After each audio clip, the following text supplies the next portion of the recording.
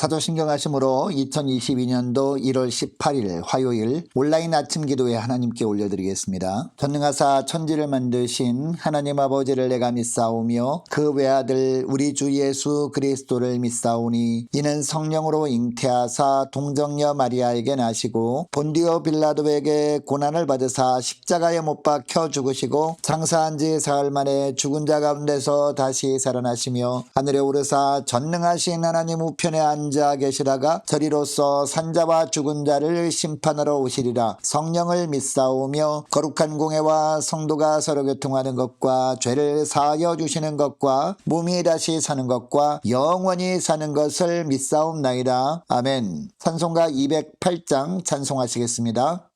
내 주의 나라와 주 계신 성전과 피 흘려 사신 교회를 늘 사랑합니다.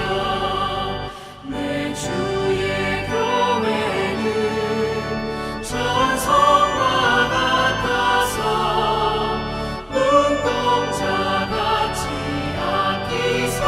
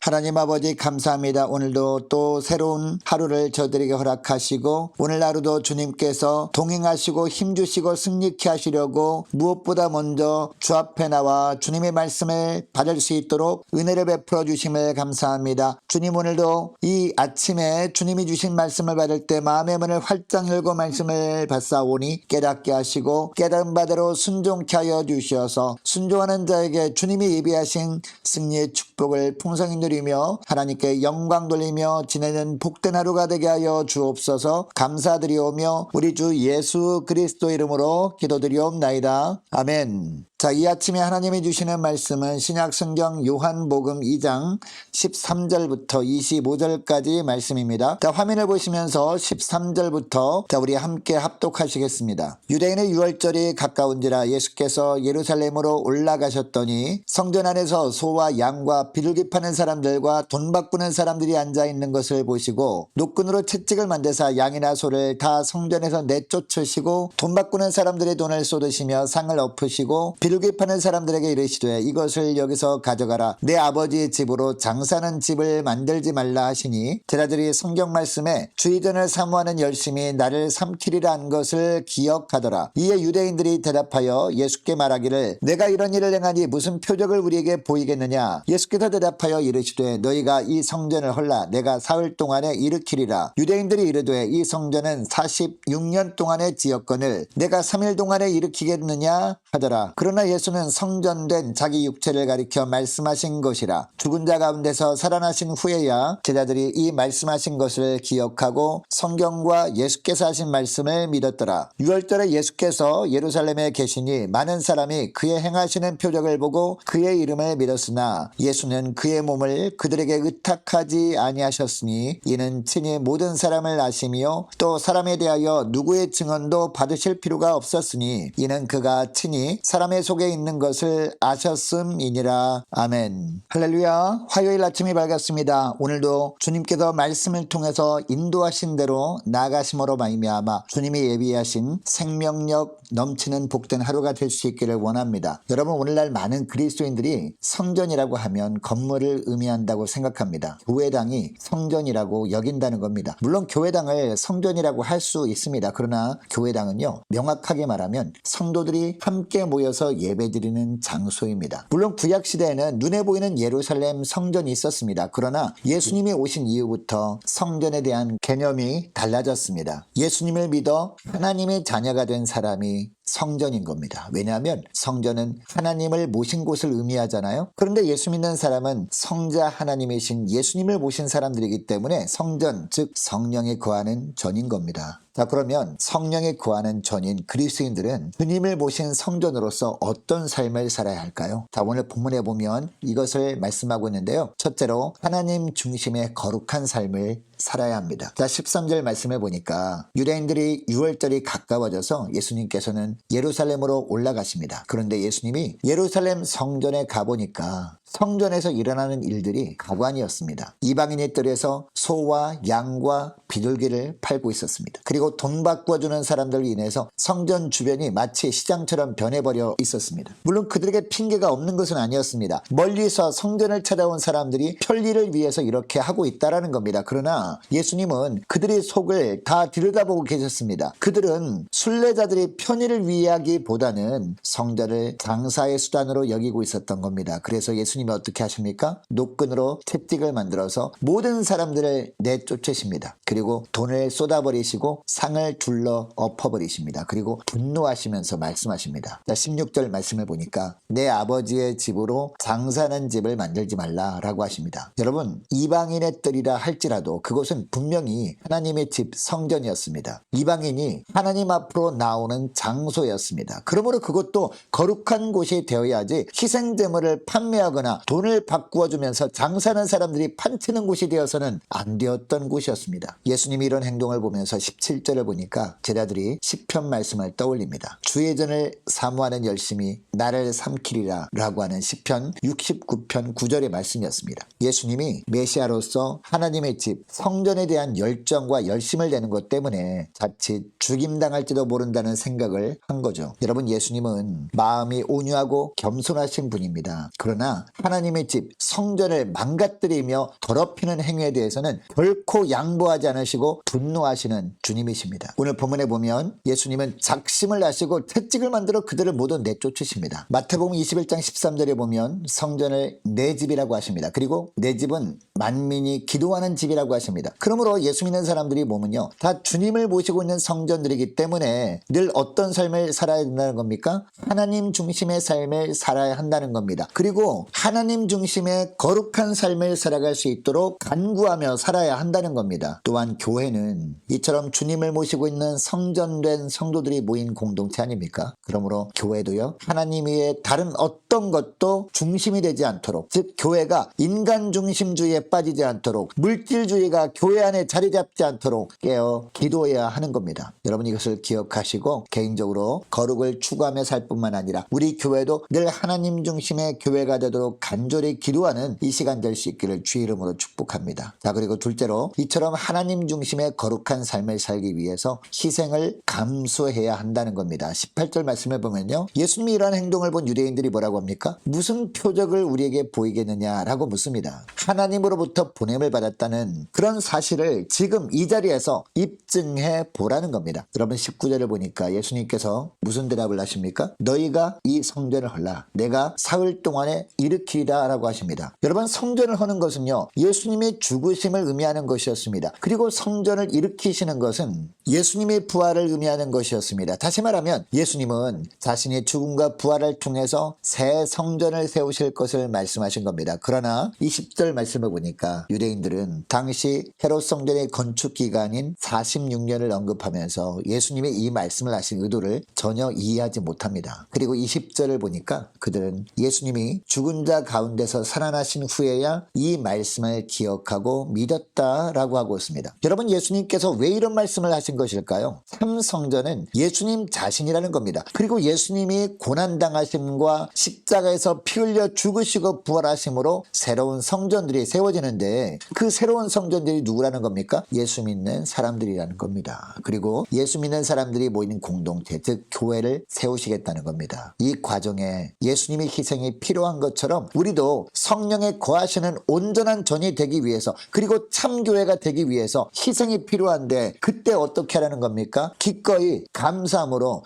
헌신하라는 겁니다. 여러분, 성령에 거하시는 온전한 참 성전으로 살기 위해서, 그리고 우리 교회가 참 교회 공동체가 되기 위해서 희생이 필요할 때마다 기쁨으로 헌신할 수 있는 저와 여러분 될 수 있기를 축복합니다. 자, 그리고 세 번째는요, 믿음의 열매를 나타내는 삶을 살아야 한다는 겁니다. 자, 23절 말씀을 보니까 예수님이 6월절에 예루살렘에 계시는 동안에 많은 사람이 예수님이 행하시는 표적을 보고 그의 이름을 믿습니다. 그런데 24절 말씀을 보니까 예수는 그의 몸을 그들에게 의탁하지 아니하셨다라고 합니다. 예수님께서는 사람들이 이러한 믿음을 받지 않으셨다는 겁니다. 그 이유가 뭐라고 하고 있습니까? 24절 하반절부터 25절 말씀인데요. 자, 말씀을 보면 이는 친히 모든 사람을 아시며 또 사람에 대하여 누구의 증언도 받으실 필요가 없었으니 이는 그가 친히 사람의 속에 있는 것을 아셨음이니라 라고 하고 있습니다. 예수님은 그 사람들의 심령에 생긴 믿음이 표적을 보고서야 믿는 믿음임을 아셨다는 겁니다. 그래서 그 사람들의 믿음을 기뻐하지 않으셨다는 겁니다. 여러분, 예수님을 믿고 따르는 사람들의 마음이 무엇으로 채워져 있는지를 보십니다. 그리고 예수님을 따르는 동기가 무엇인지를 중요하게 보십니다. 여러분, 표적을 보고 그것을 통해 생긴 믿음은요, 쉽게 흔들려버리는 불완전한 믿음이거든요. 그래서 예수님은 오병이어의 표적을 보고 자신을 왕으로 추대하려는 유대인들을 피하셨던 겁니다. 이처럼 표적만을 바라는 신앙은 갓난아이와 같은 신앙이기 때문입니다. 여러분, 주님이 원하시는 참된 믿음은 어떤 믿음입니까? 표적을 보고서야 믿는 믿음이 아닙니다. 말씀을 통해 믿음의 대상인 하나님과 그 아들 예수 그리스도를 아는 것으로부터 믿음이 생기는 겁니다. 더 나아가서 더 복된 믿음은 어떤 믿음이냐? 하나님의 말씀과 계명을 아는 것으로 끝내지 않고 그 말씀을 지켜 행하는 겁니다. 그러므로 표적을 보고서야 믿으려고 하는 생각 내려놓고 표적 너머에 계신 예수님만을 의지하며 그 예수님만을 믿는 신앙으로 변화되어지는 그런 믿음의 열매를 맺으며 사는 복된 하루가 될 수 있기를 주의 이름으로 축복합니다.